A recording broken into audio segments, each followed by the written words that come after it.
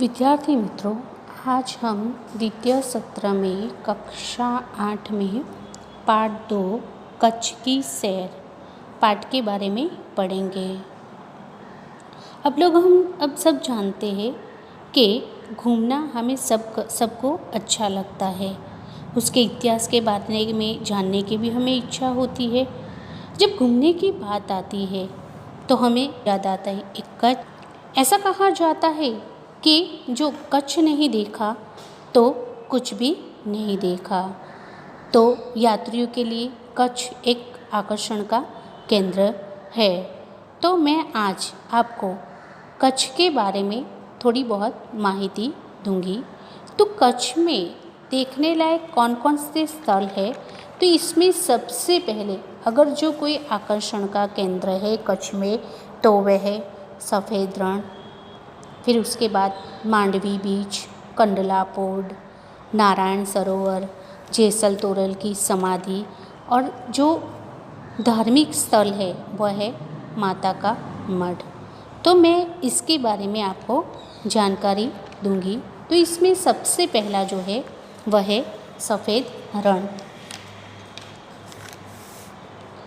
गुजरात प्रांत में कच्छ जिले के उत्तर तथा पूर्व में फैला हुआ एक नमकीन दलदल का वीरान प्रदेश है। नमकीन माने मीठू, तो उसका एक बहुत बड़ा वीरान प्रदेश है। यह लगभग 23,300 वर्ग की क्षेत्रफल में फैला हुआ है। यह समुद्र का ही एक शकरा अंग है जो भूचाल के कारण संभवतः अपने मौलिक तल को ऊपर उभर आया है। सिकंदर महान के समय में यह झील था कि सिकंदर राजा के समय में ये एक तालाब था। झील माने तालाब था। कच्छ के रण की पश्चिमी सीमा पाकिस्तान से मिलती है। 9 अप्रैल 1965 को पाकिस्तान ने अचानक आक्रमण करके इसके एक भाग पर कब्जा कर लिया। भारतीय सैनिकों ने अपना क्षेत्र वापस लेने के लिए कार्रवाई की तो युद्ध छिड़ गया, लेकिन ब्रिटेन के हस्तक्षेप से युद्ध विराम हुआ और मामला फैसले के लिए अंतर्राष्ट्रीय न्यायालय में ले जाया गया। अंतर्राष्ट्रीय न्यायालय का निर्णय 19 फरवरी 1968 के अनुसार कच्छ के रण का 10 भाग पाकिस्तान को मिला और शेष 90 भाग भारत को मिला।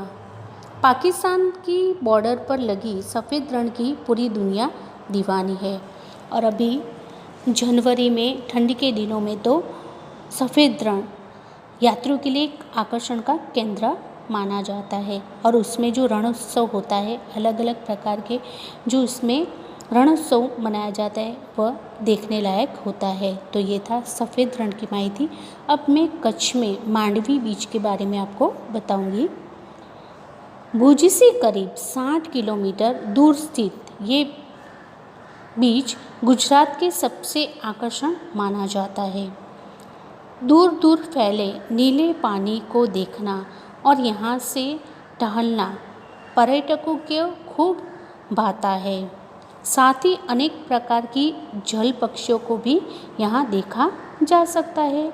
सूर्योदय और सूर्यास्त का नज़ारा यहाँ का बड़ा आकर्षण है। नारायण सरोवर। नारायण सरोवर कच्छ जिले के लखपत तालुका में स्थित है। हिंदुओं का एक तीर्थ स्थान है। प्राचीन कोटेश्वर मंदिर यहाँ से किसी की दूरी पर है। श्रीमद् भागवत में वर्णित 5 पवित्र सरोवर में से एक है। यहाँ सिंधु नदी का सागर में संगम होता है। इसी संगम के तट पर पवित्र नारायण सरोवर है। यहाँ 5 पवित्र सरोवर में से एक है। मान सरोवर, बिंदु सरोवर, पुष्कर सरोवर।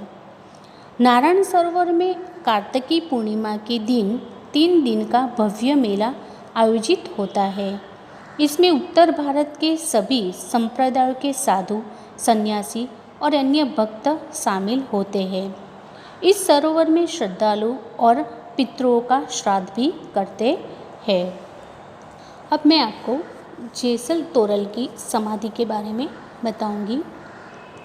तो जेसल का जन्म 14वीं सदी के आसपास हुआ था। ठाकुर वंश में चांदोजी जाडेजा के घर में हुआ था। वह एक डाकू था।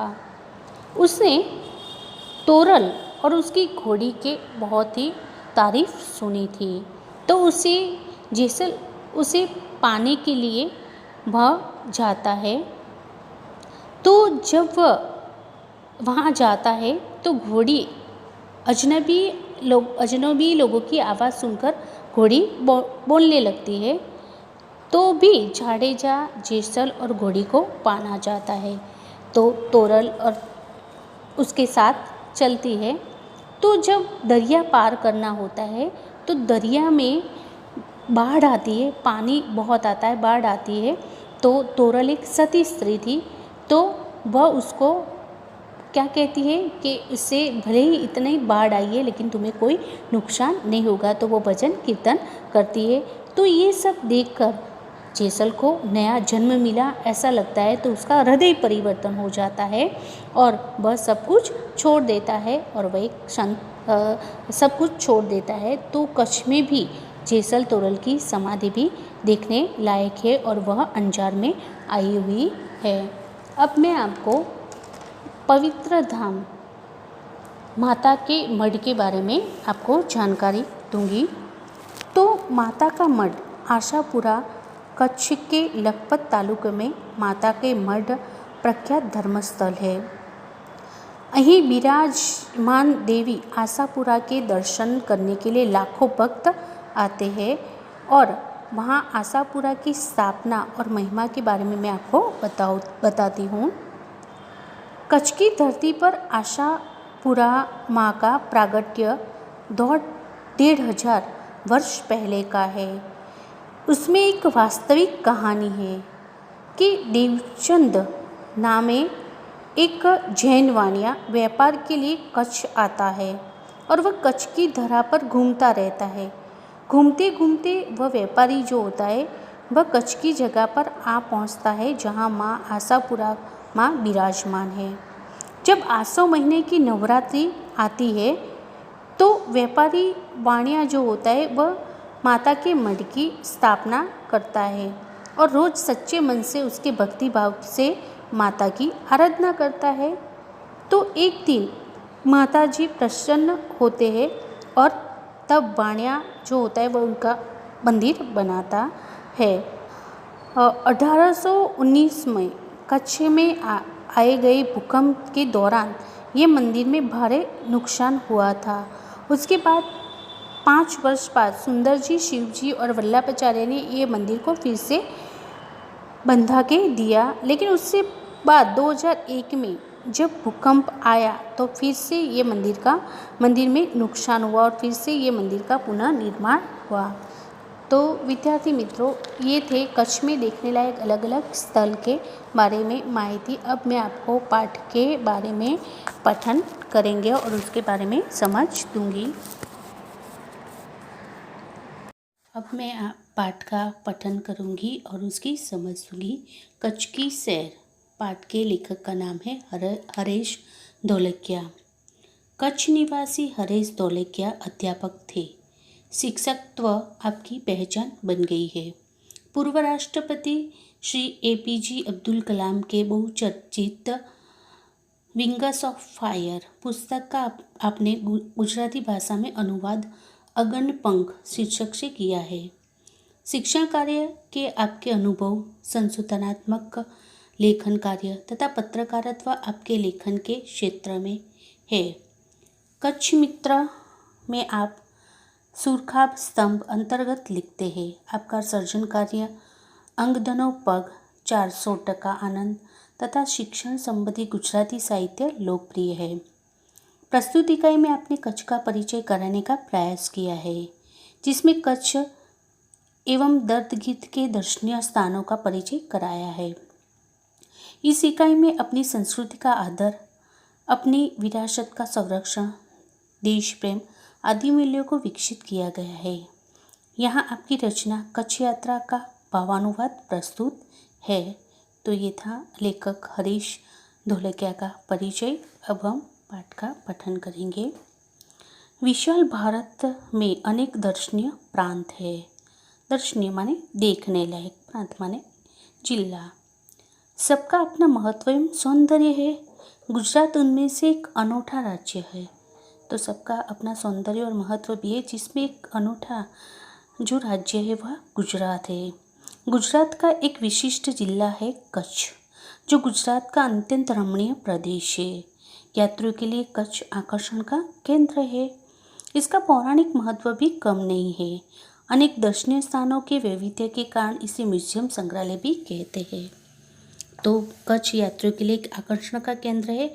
उसका पौराणिक माने प्राचीन महत्व भी कम नहीं है। उसमें दर्शनीय माने देखने लायक और विविधता के कारण इसमें म्यूजियम माने संग्रहालय भी कहते हैं। कच्छ में प्रवेश करते ही हमें रेगिस्तान के दो भाग देखने को मिलते हैं, एक छोटा रेगिस्तान और दूसरा बड़ा रेगिस्तान। इन दोनों में रेगिस्तान जैसे कोई लक्षण नहीं दिखाई देते, रेत कहीं नज़र नहीं आती, अतः ये अनूठा रेगिस्तान है। अब देखो इसमें कि जैसे ही हम कच्छ में प्रवेश करते तो रेगिस्तान के दो भाग देखने को मिलते हैं, कौन सा, एक छोटा और दूसरा बड़ा रेगिस्तान। लेकिन इसमें रेगिस्तान जैसे कोई लक्षण नहीं दिखाई देते, क्योंकि वहाँ रेत नज़र नहीं आती है, इसलिए अनोखा माने अलग ही रेगिस्तान लगता है। श्यामखाली को हम कच्छ का प्रवेश द्वार कह सकते हैं। कच्छ की यात्रा यहीं से आरंभ होती है। यहाँ से उत्तर दिशा की ओर यात्रा प्रारंभ होता है। रापर से धोलावीरा पहुँचते ही हमारी प्राचीन संस्कृति मोहनजोदड़ो का स्मरण हो जाता है। यह स्थान 5000 वर्ष के अवशेषों का अंग है। इस प्राचीन नगरी के दर्शन से हमें चकित रह जाते हैं। हम प्राचीनता में आधुनिकता के दर्शन होते हैं। अब कच्छ का प्रवेश द्वार कौन सा कहा जाता है? श्यामखाली को कच्छ का प्रवेश द्वार कहा जाता है और यहीं से कच्छ की यात्रा आरंभ होती है और यहाँ पर प्राचीन संस्कृति मोहनजोदड़ो का स्मरण माने याद दिलाती है। यह स्थान 5000 वर्ष पुराना है और उसे हम प्राचीनता में आधुनिकता के दर्शन होते हैं। तो विद्यार्थी मित्रों, आशा रखती हूँ कि आपको कच्छ की शेर पाठ में भाग 1 के बारे में समझ में आया होगा।